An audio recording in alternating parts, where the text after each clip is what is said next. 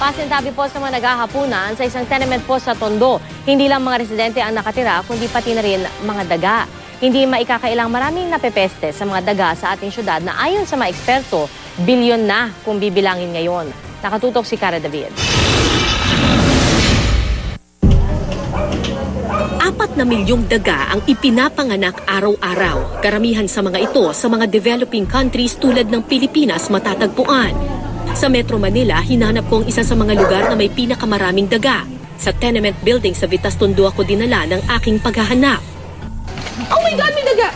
Parang hindi sila natatakot. Usually, di ba, yung daga, pag nakakita o nakaramdam sila ng tao, magtatago ka agad sila sa lungga. Pero ito, tignan mo itong 2 dagang to. Parang wala silang pakialam. Oh my God, huwag kayo pumunta sa akin. Ayon sa mga eksperto, sa dami ng mga daga sa Pilipinas, bawat isang tao may katumbas na 12 daga.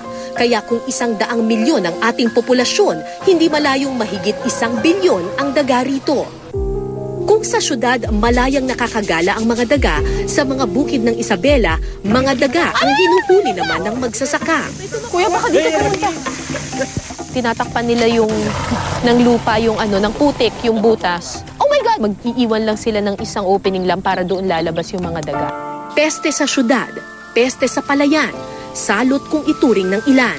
Pero sila nga ba ang tunay na mapanira at marumi?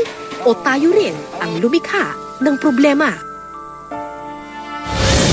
Abangan ang kabuuan ng storyang yan sa bagong time slot ng Eyewitness mamayang 10:15 ng gabi.